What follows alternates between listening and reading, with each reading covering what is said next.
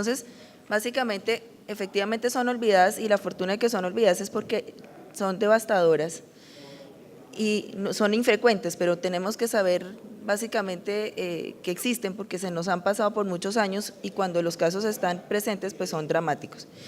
Abordo con este primer documento básicamente para recordar lo obvio que esto es un auditorio de especialistas, no todos sabemos que es el STORCH, pero hago menciones para saber y encontrarnos y que se les quede grabado en esta gráfica que el comienzo y el final de la sigla son las dos enfermedades de transmisión sexual que debemos tamizar sí o sí, y que pues como les acaba de decir el doctor, el toxoplasma pues ya entró en regulación, y muchas veces incluso si uno le pregunta a los estudiantes le terminan diciendo que la H es hepatitis y todos pedimos antígenos de hepatitis, pero nunca miramos el herpes, porque asumimos que es tan sintomático que la señora se va a quejar y resulta que no es así.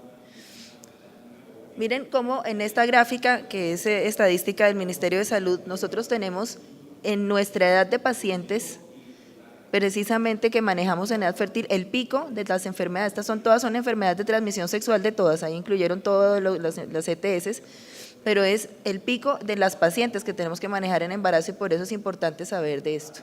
Y si vemos ese mismo documento dice que la mayoría de las personas infectadas con virus de herpes, tanto 1 como 2, no presentan signos ni síntomas.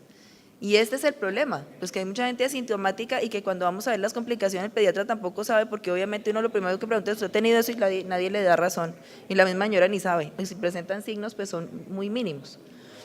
Tenemos en el comportamiento del herpes, que es más o menos estable, a diferencia del papiloma humano, que sí es la enfermedad que por excelencia se transmite más frecuentemente en nuestro medio, y que ha venido en ascenso y que también puede infectar boca y garganta, y esto es a lo que va a enfocar la conferencia, porque obviamente sí tenemos el cáncer y tenemos todo, pero lo que es dramático de un virus de papiloma en una mamá infectada es que le transmita al niño la papilomatosis laringea, como lo vamos a ver, y que a diferencia del herpes viene en aumento. Miren las cifras, como año a año va subiendo la proporción, porque entre más personas sexualmente activas, pues más frecuencia de enfermedad, tanto para el herpes de papilomavirus de otras causas como para las verrugas anogenitales, y que son pues las que vamos a tener como principal fuente de transmisión. Y en resumen, pues que la sífilis y el herpes son las infecciones de transmisión sexual más frecuentemente diagnosticadas en mujeres embarazadas en Colombia. Por eso hay que saber que una mujer embarazada puede transmitir al niño antes, durante y después del nacimiento. O sea, no es solamente que en el embarazo no le dio y ya está salvada, es en el parto que es el problema principal, sobre todo para el caso del herpes.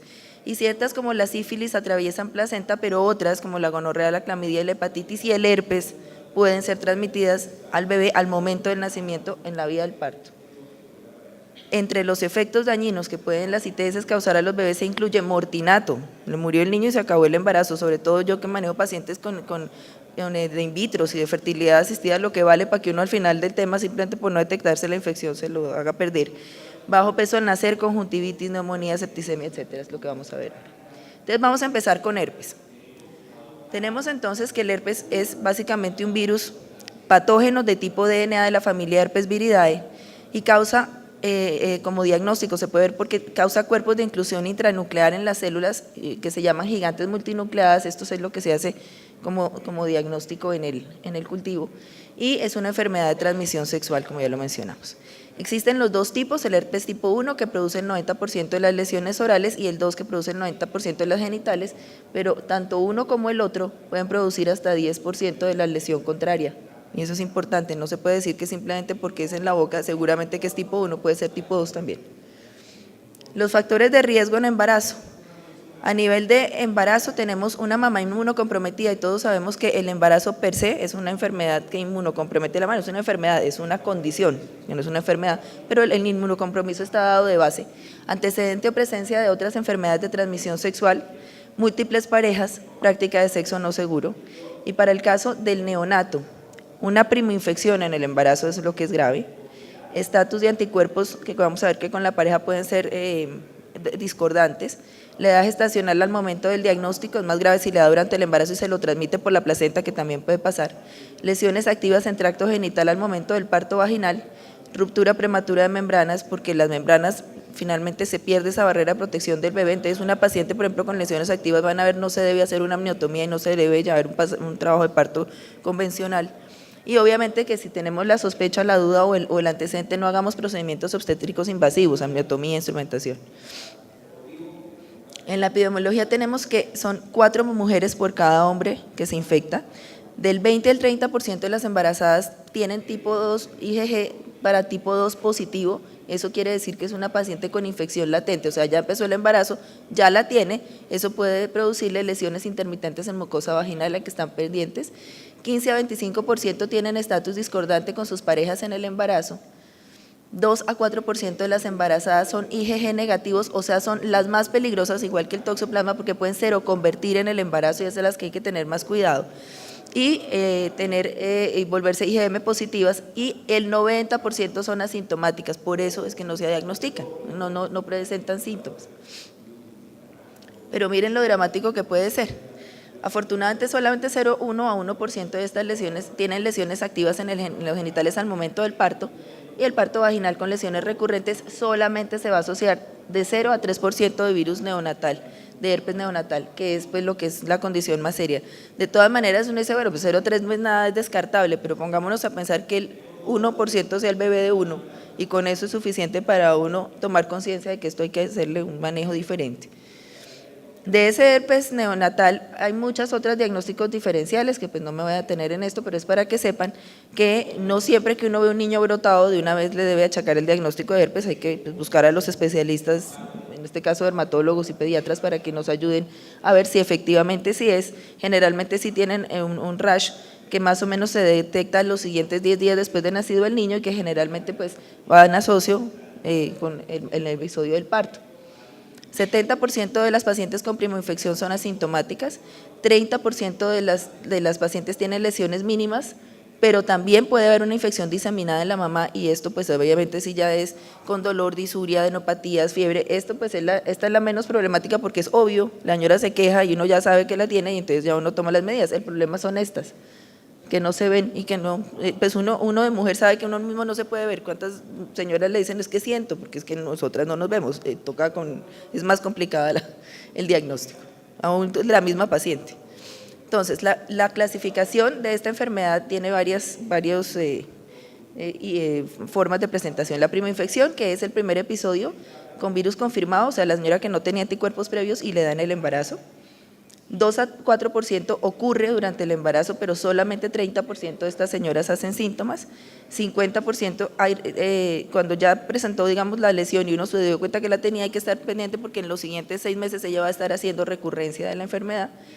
Y puede haber consecuencias fetales cuando el brote aparece cercano al parto. Afortunadamente por eso es tan infrecuente, porque pudo haber tenido en el embarazo lesiones, pero que al momento del parto no están activas, y generalmente esos niños nacen y no tienen problema, salvados nosotros porque es muy infrecuente, pero el problema es que muchas veces, y yo quisiera saber aquí cuántos de ustedes hacen una especuloscopia cuando la paciente está en trabajo de parto. Personalmente yo no hago, ¿no? Pero después de esta conferencia voy a empezar a hacerlo. Uno llega a la señora con contracciones, usted hace el tacto, pero nunca nos detenemos a mirarle si tiene lesiones en vagina, verrugas nuevas, y ella tampoco se da cuenta, con lo cual pues vamos a tener el caso. La otra forma de presentación es el primer episodio no primario. Entonces, esta señora ya venía infectada, generalmente tiene un virus tipo 2 confirmado en el embarazo con anticuerpos contra el 1 previo, o tenía anticuerpos contra el 2 y presentó el 1, cualquiera de las dos están. Solamente 1.5 a 2% con 1 IgG positivo va a convertir a 2, y más infrecuentemente menos del 1% teniendo 2 IgG positivo va a convertirse a 1. Si llega a presentar síntomas, pues son muchísimo más leves que la infección primaria. Y la otra es la reactivación de herpes genital o la herpes genital recurrente, que son reaparición de lesiones por virus 2 que está latente allí, y si se presentan, pues los síntomas son mucho menos largos que en el primer episodio, la duración es más o menos 5 a 7 días y la dispersión se da solamente de 3 a 5 días, con lo cual pues generalmente la señora siente la molestia y lastimosamente cuando llega al consultorio de pronto le comentan que tuvo una molestia, pero ya no vamos a ver lesiones. Una subclasificación de esta es primera recurrencia reconocida, pero básicamente es lo mismo, entonces pues no vale la pena tenerla en la cabeza. Más del 90% de los casos de embarazo son primer episodio no primario o recurrencia, y eso quiere decir que en cualquier momento le puede dar en el embarazo. Y obviamente la principal fuente pues es tener relaciones con pareja infectada. Es muy importante que en nuestro primer control prenatal preguntemos, señora, ¿usted alguna vez? Porque esto genera vergüenza, o sea, la señora no va a llegar de entrada a decirle cómo le da mucho gusto, soy Pepita Pérez y le quiero contar que yo vengo con, muchas sí lo cuentan porque ha sido un problema, pero sobre todo para el papiloma y la citología le ha dicho y todo lo hecho, pero ninguna le dice si ha tenido herpes, si ha tenido otro tipo de lesiones, incluso han tenido verrugas y no saben que son una enfermedad de transmisión sexual, entonces hay que preguntar y hay que preguntar si su esposo ha sufrido de algo, esto es incómodo pero toca hacerlo. Cuando se da la reinfección, pues lo que pasa básicamente es que el herpes está latente, entonces el virus coge la piel infectada, entra al cuerpo y vuelve y reactiva en las astas posteriores de la médula la infección y vuelve y se devuelve a la piel y genera las ampollas, esta es la reinfección. Pero no necesariamente tiene que ser relación sexual. Una paciente que ya tiene un virus latente y se corta, se accidenta, una persona que está expuesta a radiación solar o a radiaciones de otro tipo o que tiene algún tipo de enfermedad que le baja sus defensas o que simplemente vive estresado y así vivimos todos, pues entonces, por lo menos en Bogotá, persona que vive en Bogotá tiene que vivir estresada por el tráfico, por todo lo que pasa. Entonces, cualquier cosa nos puede hacer una reactivación. Y ya a nivel de transmisión materno-fetal, que es lo importante, entonces tenemos que el 1% de pacientes embarazadas con historia de virus de herpes tienen lesiones asintomáticas al momento del parto, ya lo hemos dicho, solamente 0 a 3 hacen herpes neonatal con puerto vaginal cuando hay infección recurrente y está activa las lesiones en vagina. Pero el hijo de una paciente con embarazo con primoinfección en tercer trimestre pues carece de protección de anticuerpos específicos y eso es lo que hace que tengamos un herpes neonatal que es una complicación tenaz. La transmisión ocurre principalmente cuando se adquiere primoinfección y se produce diseminación cutánea y visceral, que esto es muy raro, a Dios gracias, porque la mortalidad es del 50%, pero una mamá sí puede hacer diseminación del herpes y terminar pues con una mortalidad elevada cuando le da, o sea, no es que al 50% le da, sino que de la que le dé, que es muy raro, se muere el 50% cuando hay diseminación de la infección, es muy grave. La incidencia del herpes neonatal entonces se da 85% al momento del parto, 30-50% cuando es cerca del momento del parto, 1 o 2 semanas antes del parto, la lesión allí, 5-8% hacen infección intrauterina a través de la placenta y 8-10% hacen infección postnatal. De esta es dramática, aparece a los 10 días, pero esta es la peor, porque el niño adentro, que sin defensas de nada, está entre el útero de la mamá infectada, ese sí es el que vamos a tener con unos déficits e incluso con mortalidad importante. Entonces a ese me va a referir. Este se da cuando se presenta la infección durante las primeras 20 semanas de embarazo, 25% que terminan con aborto. En la piel pueden quedar con cicatrices, exantemas, atrofia y lesiones hipopigmentadas. En sistema nervioso central pueden hacer microcefalia, hidranencefalia, calcificaciones cerebrales y en los ojos retinopatía y corioretinitis que generalmente lo lleva a ceguera, así que con una absoluta seguridad. Después de las 20 semanas pues ya pasó y digamos que si sobrevivió pues vamos para parto prematuro, restricción de crecimiento y unas secuelas neurológicas que tristemente a pesar de que se trate el niño una vez nace no se quitan. La infección fetal crónica entonces es la que les acabo de mencionar, va con todas estas cosas que si se dan cuenta todas para los que hacemos ecografía las podemos diagnosticar por ecografía, entonces tenemos que estar muy pilas con un niño que comienza a quedarse en crecimiento. Y por otro lado, ¿me quitas la foto por favor? Esto es al final cuando logró nacer, como los daños cerebrales pues ya es una lesión que es imposible darle reversa.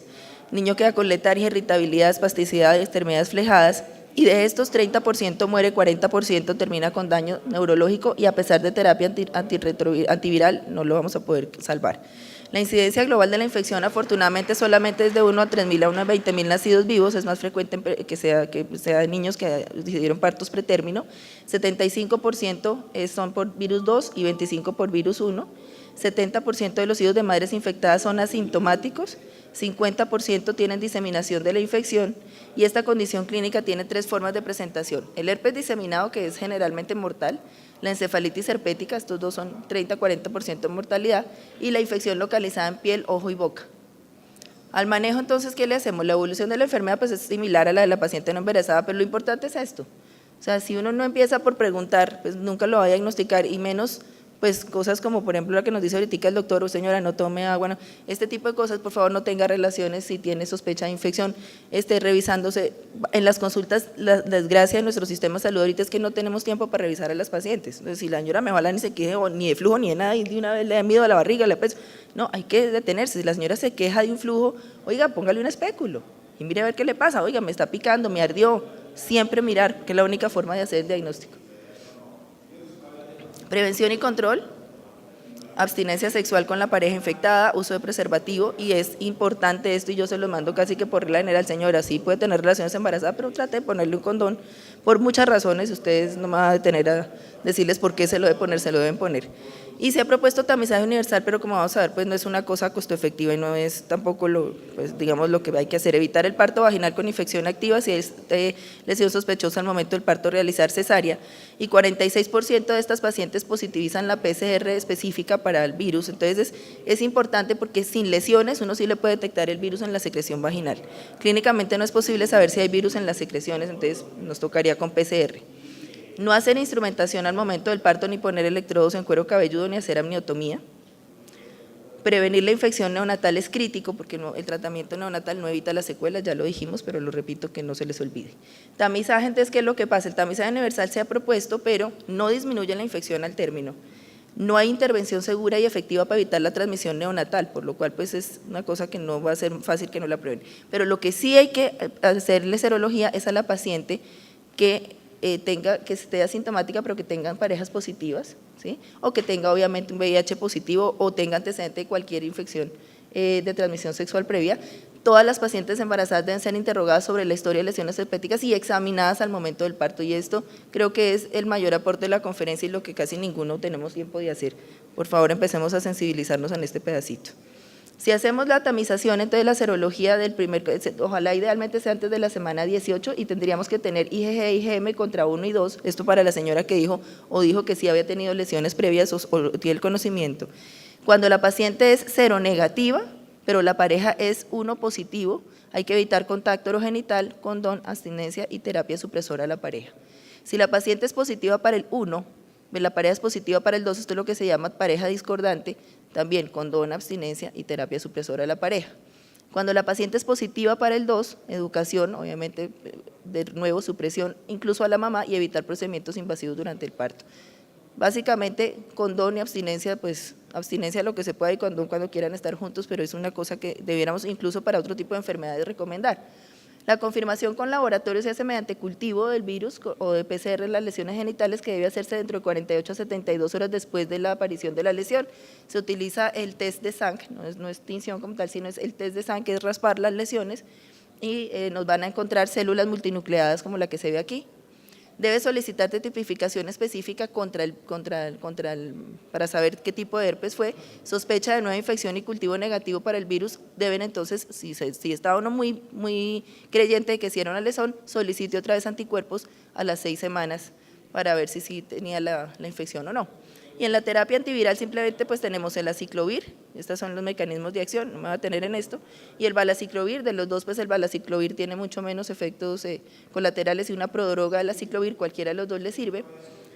Analgesia tópica sistémica, medidas de higiene para evitar que haya sobreinfección por hongos y por bacterias porque se nos complica la vida. Y estas son las dosis que deben hacer durante 7 a 14 días cuando la infección es primer episodio genital o primoinfección. ¿Sí? Y debieran recibir supresión con ciclovir 400 miligramos cada 12 horas o valaciclovir 500 diarios desde la semana 36 hasta el parto, cuando son estas pacientes que se reinfectan. Y esto. No hay evidencia suficiente y como es tan bajito, entonces pues uno dice no vale la pena, pero piensen de nuevo que si fuera el hijo de uno con herpes neonatal, pues eso no le va a quitar nada a la señora tomar aciclovir y sí nos va a prevenir un episodio devastador. El virus cuando hay primoinfección o primer episodio genital dentro de 6 a 12 semanas del parto, se le puede poner en el momento del parto aciclovir intravenoso a la mamá y luego al neonato para evitar que haya un herpes neonatal, y deben recibir supresión con aciclovir o valaciclovir desde la semana 36 hasta el parto. La infección por virus complicado, o sea, que le dé un citomegalovirus sobreagregado, un genital diseminado o que termine en neumonitis, hepatitis o complicaciones, esto sí ya es de tratamiento intrahospitalario, intravenoso, y cuando más o menos esté mejor, a los 3 días se da salida y se completa tratamiento a 10 días, esto en el caso de la mamá. historia de virus y recurrencia, las mismas medidas, analgesia, ciclovir, valaciclovir, pero solo por 5 días, ¿sí? Y debieran recibir supresión de la semana 36 hasta el parto con las mismas dosis que ya indiqué. En la vía del parto, pues si la lección está activa no hay ninguna discusión, la vía es cesárea, aún que le haya dado terapia de supresión, hágale una cesárea.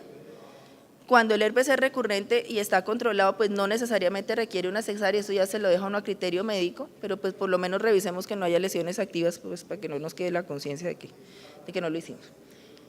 Esto fue herpes. Ahora vamos al papiloma rápidamente. Es un virus de DNA, familia herpes papoviridae, con más de 150 serotipos, pero solamente 40 producen lesiones geniturinarias. Tiene una alta morbimortalidad en todo el mundo. Y tenemos en piel, además, moluscos y causa diferentes síntomas del sistema geniturinario. La infección de transmisión sexual más común, o sea que casi que todas las personas que por lo menos en nuestro medio hemos tenido vida sexual activa vamos a tener en algún momento contagio con papiloma. Y es casi que, lo que pasa es que no todo el mundo hace lesiones, pero sí hemos estado en contacto. Este estudio del International Agency for Research on Cancer detectó virus de papiloma humano en 93% de los casos de cáncer de cervix, 80% de los cánceres anales y 60% de los cánceres de vulva, pene y vagina. Doctora Puccini, tenemos 5 minutos, tenemos que conectar la Listo. plenaria con el otro salón. Listo, corro. Entonces, básicamente, no me voy a tener aquí el alto riesgo y aquí, importante de esto, simplemente quiero que, no me voy a tener en cáncer, simplemente que siento teniendo un cáncer positivo, ¿sí? Casi todas estas pacientes que son en estadios 1, vamos a tener que terminar en algo tan dramático como hacer una extracción con todo y feto, y eso se lo dejamos a los oncólogos, no soy oncóloga, me voy a referir rápidamente a esto. Las lesiones que sí podemos encontrar en genitales y que producen la condilomatosis. Las biopsias de las lesiones es lo que nos va a hacer el diagnóstico, que eso es mucho más, digamos, más visible que el herpes, y podemos tener diferentes tipos, captura de híbridos o PCR para saber qué tipo es. El virus se contrae a partir de contacto genital directo con lesiones en el área, pero lo más grave de esto es, a Dios gracias, también en pocos casos, por eso son infecciones olvidadas, la papilomatosis laringea recurrente, y es a lo que me voy a referir.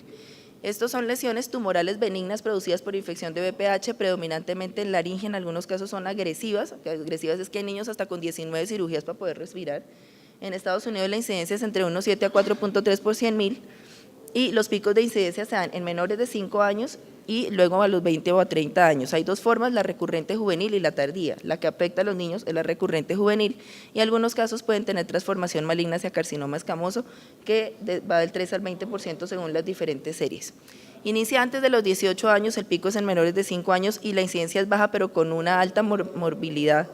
Más del 90% es causada por VPH del tipo 6 y 11, entonces mire dónde estamos nosotros parados, esto es lo que nos da los condilomatosis a los ginecólogos, tenemos que saber que le puede ser una transmisión vertical al niño y el sitio donde le afecta generalmente es laringe, pero eso se puede diseminar por todo el pulmón, entonces principal factor de riesgo, mamá con condilomatosis e incluso papá con condilomatosis, y ahí es donde va la interrogante ¿y su marido ha tenido lesiones? Hay que preguntar, ¿ok? La papilomatosis respiratoria recurrente es la neoplasia benigna más frecuente en niños, es la segunda causa más frecuente de disfonía crónica infantil, da estridor gradualmente progresivo y da dificultad respiratoria con obstrucción de las vías aéreas. Y comienza con una lesión chiquita, pero miren la diseminación cuando es pulmonar, básicamente que no sobrevive, pues a menos que le den soporte ventilatorio, y esto es más dramático todavía, miren una laringe ya completamente cerrada, ¿sí? Patrón de aparición, pues obviamente su factor de riesgo, confirmación por visualización directa y una biopsia pues que le hace ahí el otorrino para saber si sí es. Al menor de edad, que son cuando es grave, entre más chiquito sea la lesión, si el niño es muy pequeñito, al momento del diagnóstico pues su laringe y su tráquea son mucho más chiquitas, entonces es más grave, y es más grave el 11, porque tiene mayor potencial, si es un serotipo 11 es mayor el potencial de difusión. Depende también de los factores genéticos e inmunológicos y pues obviamente ahí entra a jugar que si tuvo reflujo y si tuvo con infección con otros virus, que es lo que empeoraría el diagnóstico. Este es uno de los artículos que más me gustó preparando, y es que la vacunación de nuestras vacunas tan mal tratadas ahorita con el problema que hubo en Bolívar, resulta que también podemos hacer prevención vacunando a las mamás, entonces fíjense que también tenemos otro rol en esto. La enfermedad es difícil de tratar por su curso impredecible y por el riesgo de recurrencia y diseminación aerodigestiva. Se ha reportado la extensión pulmonar y la transformación en malignidad hasta el 3 al 7%, y actualmente todos los tratamientos disponibles, tanto médicos como quirúrgicos, solamente son paliativos, no hay nada por ahora que le podamos decir al niño, listo, le dimos este medicamento y quedó curado, por eso hay que hacer algo, ¿ok? y la idea es mantener una vía aérea y una calidad de voz aceptable. Se han desarrollado vacunas contra el papiloma humano y esta vacunación podría disminuir drásticamente la incidencia de la enfermedad, esto es lo importante que tener en cuenta, y en tratamiento no me va a tener, pero hay todo este tipo de cosas de los cuales se está tratando de evitar la vaporización láser porque puede terminar contaminado el que está vaporizando también con el virus, esto es, incluso se puede contaminar el quirófano, la instrumentadora y todo el mundo por la vaporización, entonces están pasando a los microdebridadores y en los otros tratamientos hay 200.000 cosas, pero nada cura en este momento la infección todavía. Un estudio multicéntrico mostró que aquellos niños que recibían el tratamiento tenían un estudio de la proteína propuesta térmica producida por un virus de papiloma humano, mostró que podían mejorar el tiempo entre las cirugías y eso lo que nos deja es para pensar que podemos estar haciendo buen manejo con las vacunas de papiloma en las pacientes que van a tener hijos. La vacunación masiva entonces contra virus que incluyan las cepas 6 y 11, y ahí sí pues no voy a dar el nombre comercial de la vacuna que tiene tetravalencia y esa sería la que serviría, porque la otra contra el 16 y el 18 no es la que tiene el 6 y el 11, la que de pronto nos puede ayudar a que tengamos una medio cura, no una falta de enfermedad, porque como no es curable, lo que toca es que no le dé. La prevención es desde acá, desde la vacunación, para evitar que le dé. Y una cesárea a tiempo pues evita el contagio directo. Las conclusiones generales de todo es prevenir, y simplemente para que les quede algo bonito, lleven a casa, prevenga y trate las infecciones maternas y promovamos el nacimiento de bebés sanos. Muchas gracias.